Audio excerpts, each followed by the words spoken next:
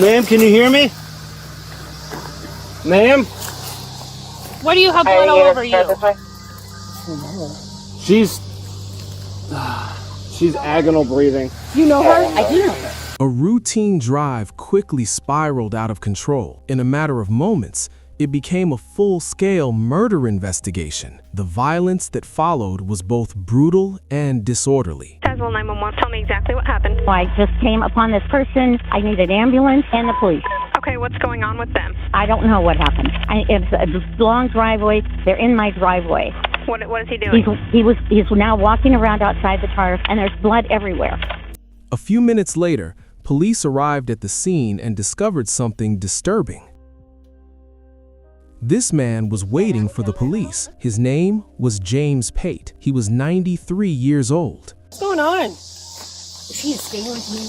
That's her husband? Okay, so you know them? I do know. You live here? No. The lady that walked down here with me does. Okay. Ma'am, can you hear me? Ma'am? What do you have blood all over you? She's agonal breathing. You know her? I do know her. Inside, officers found a woman named Cheryl Pate with multiple stab wounds. She and James were husband and wife. James Pate. Come over here, honey. Are you okay? I don't think I am okay. Okay, I know. Is it a gunshot, Tyler? No, it looks like her neck, maybe. What do you got? Maybe neck. Yep, neck. At the same time, James was speaking with officers about what had happened. What happened today? We're waiting for fire. They can come down the driveway here if they're going to need their equipment. I'm not sure we're waiting down to carry it all. What do you mean a long-term thing? We're getting a divorce. Okay. What's her name? Cheryl? Okay. Same last name? Yes. Okay. Was she leaving your house? They were both leaving together. They were leaving your house together? And they got this far, and I don't know what happened. And it was this woman who made the 911 call and informed the police about the situation. On Hollybrook? She was in the process of moving in. I've Okay. been there a while. Okay. So- she was in the hospital. She had a severe wreck. Okay. So what happened today? Why were you down here? She's been staying with the lady you talked to here. And so he called you. Can I see that phone call? Don't think to call me. That's my car right there. I'm taking the dog for a walk. You just happened to come Just down happened here. to come down here, and I'm like, holy crap, what happened? And when you saw her, was this where she was where at? she was, yes. She was already on the ground? Already on the ground. Non-responsive. She's like barely. Yeah, like a fake pole. Okay. I need that shirt off. Did he have a weapon in his hand? No, he did not, and I looked in the car. Okay. I'm going to have you stay out of the car, okay? Yep. Can I pat you down real quick and make sure you don't have any? Do you have a knife on you still? Don't touch anything. Do you have a knife on you still? No, I don't. Okay. Where's the knife at? Just keep your arms up for me, okay? I'm not You got blood all over you. I don't want to get it all over me. Yes, you heard that right. There were blood stains on his hands and clothes. Because of this, he immediately became the primary focus. I'm sorry. I got Todd right here. Were you driving the car? Yes. So you drove down here today? Yes, I was coming to pick her up. So how did it escalate to where we are right now? It's always been escalated, it seems like. Okay, but I mean, what happened here? Can you just log on the ticket? I don't have my body She cam. started yelling at me, and we were arguing, Right, and Martin. she tried to scratch me, I guess. I don't know. Okay, I just lost. I cut her throat with the knife okay. that I had in the car. And is this 1, 2, 3. Paramedics rushed Cheryl to the hospital, but was later declared dead. At the same time, police continued questioning James at the scene, and he clearly explained what had happened. So you guys got into an argument as you were leaving, and she tried to scratch you? Well, yes, she tried to. Okay, I held her arms. okay. And then you grabbed the knife that was in the car, I did. and you cut her throat? I hit her first, then I got to the knife. But he was about to reveal even more disturbing details, something no one expected. Can I ask why it escalated so quickly? Like, It's It's been going on, ma'am, for longer than I can remember. Okay. So how long have you been going through the divorce process? We actually Command 4's out. are just beginning the Command 4 out. divorce process. I'm gonna go. So she lives here. This is her house. They were just at her house. They were leaving. So do you know him? Yeah, I know Jim. What's his name? Jim. Jim Pate. Okay, is he married to her? Let's step Yes, over they're here. in the process of a divorce. Okay. The knife in question, it sounds like we don't know. He does not have it on him. Okay. Having him down there, stepping on him. Item 110-4. Command 5. Here's what we're gonna do, James. Let's walk up to one of these cars up here. We're gonna have to go somewhere and talk, okay? All right. Here, let's step over here for now, okay? I can take that call, okay? 6, are you gonna follow the ambulance to the hospital? Okay. How old are you, James? 94, I'll be 95. Okay. All right. We're gonna walk up here and we're gonna take a little ride, okay? Jim, are you able to drive him? Did you need somebody for that? I'm gonna go out the street. Okay. I can pull it. Here's what I'm gonna do. I trust Officer Nelton, who patted you down before, but this is Detective McKinley. I'm gonna have him just make sure you don't have that knife on you right now, okay? There's no knife in there, right? That you saw without digging around? I mean, I didn't snoop, obviously. I didn't really dig around, but I didn't see anything. Oh, hey, here's some evidence. What do you got there? Oh, is that the bottle? There's blood on that. Okay. So she was... Yeah. Inside, officers found a water bottle with blood stains on the bottle and the cap, but the item police were actually looking for had still not been found. Just start on the scene. Officers took James Pate to the police station for further questioning. Are you calling an ambulance? Yeah, they're going on, yes. I'm gonna pull this down and buckle it, okay? I'll be around for it. And you just sit tight. Officer Zimmerman's gonna take you down to the police department and I'll meet you there, okay? Okay. What do you want to think? Meanwhile, other officers remained at the scene to gather additional information and collect more evidence. He's going into the station. Okay. He needs to be in custody. So I'll give you the quick rundown. I talked to the lady. So suspect is husband, victim is wife. They're going through a divorce. They know these people lives at this house.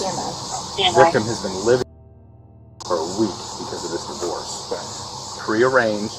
Husband suspect was coming this morning to pick up victim, and they're going to the bank to take care of financials pursuant to the divorce. He arrives, he honks, victim comes out, gets in the car, and they don't think anything of it. Like they're going to the bank, taking her dog for a walk, comes down her lane, and finds him coming back covered in blood. So I couldn't take it anymore. At this moment, I think she's still alive. She's not pronounced. I've got a crime scene back here with the car. I don't know where the knife is yet. The knife?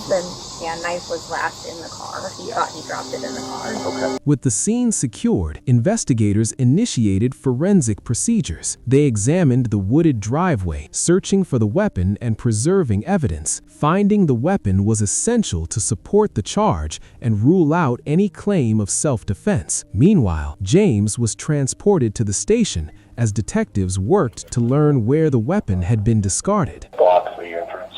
Take your time. If you could call somebody at the scene, I've lost one hearing aid. Okay. You think they're by the vehicle or I have don't no know? idea. Okay. Gonna go up this way, not too much farther. Okay. Our detective's gonna be with you in just a moment, okay? And I'll make that call. At the station, detectives placed James in an interview room and asked him about the weapon used. As the questioning continued, he disclosed further details that raised even more concern. Obviously, because we're at the police department and you're in custody, I have to read you your Miranda warning, okay? You have the right to remain silent. Anything you say can be used against you in court. You can decide at any time to not make any statements. This bottom part is just saying that I've read this to you and I let you know that the room is audio and video recording. So the only thing... Meanwhile, other officers kept searching the area, trying to find the knife. Right. So it would be very easy just to honk a knife over to these trees. Hey James, do you know where the knife went? I think I threw it. Okay, do you think you threw it in the tree line or where did you throw it at? I I just remember Throwing it? Okay. And then did you drink a bottle of water that would have been outside of the car? We don't know if it's just trash or if it was something that you left there. I had a bottle of water in there. Okay, I just wanted to make sure. The officer that's out there was asking me, because we just want to make sure that we know everything that's out there. We want to make sure we know where it came from, okay? Okay, he said that he threw the knife. He couldn't tell me if he threw it in like the tree line there, but he said he was outside of the car and he remembers throwing the knife away from the car. He doesn't know which way. Does he remember if he threw it to the pond or in the timber? Because he's right next to the lake here. Let me ask. I asked if he threw it in the trees, and he said he didn't remember. He just said I just remember throwing the knife, and then that was his bottle of water. Okay, and what does the knife look like? Do you have a description at all? Not yet. I just went through Miranda with him, and I was gonna get him photographs and changed and stuff, and then sit down and go through things in more detail. But I can at least get a description of the knife and see if he remembers throwing it in the water. Okay, very good. All right, so he threw the knife. Couldn't remember if it was towards the lake or towards the timber. He threw the knife from the car. So I would have to venture to guess that if it was a spur of the moment, spontaneous, he did it and then chucked it back, unless it was premeditated and he wanted to get rid of it. Okay, I'm gonna do all the pictures that I can with you sitting down before I stand you up, okay? Are you still feeling okay, despite everything? Yeah, I'm not thinking too clearly. Okay. James, can you tell me what that knife looked like? I believe it was red. Red? Was it like a utility knife, like a folding knife? Or was it like a steak knife? Or like a box cutter knife? No, it was just you had to open it. Okay. And when you threw it, because you're kind of right down by that lake. Do you know if you threw it into the lake or if you threw it into the trees? And if you don't know, just let me know. If you don't know, just tell me that. I threw it not toward the lake. Okay. The other way. Okay. Can you send that to us? Yeah. And it's a red like hunting knife, and it shouldn't be in the lake. It should just be out by the trees. I'm gonna guess that he tossed it, this way towards the lake.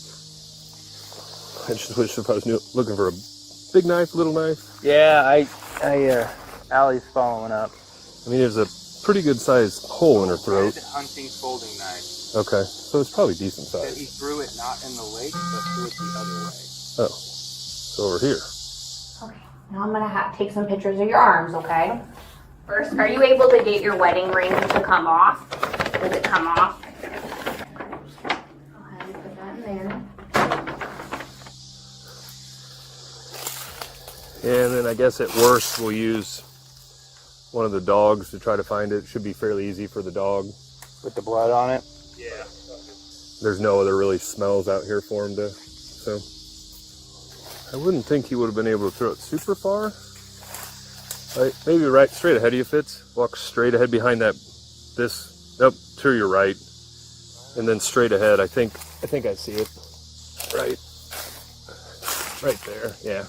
Like orangish. Past this bush? Yeah, right where my light is. Right where the beam of my light is. It's open, it has blood on it, I can see it. Okay. So Good enough. just straight from the car. Okay. Alright, very good.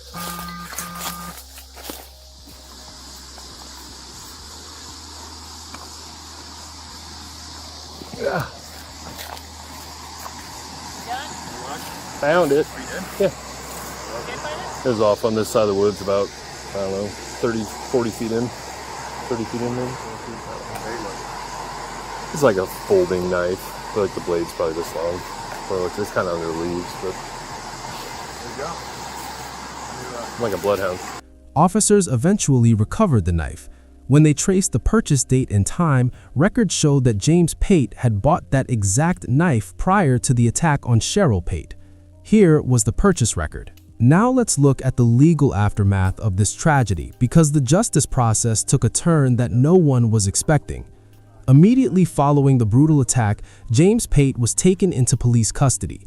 Given the overwhelming evidence, including his own admission at the scene and the recovery of the murder weapon, prosecutors formally charged him with first-degree murder for the death of his wife, Cheryl.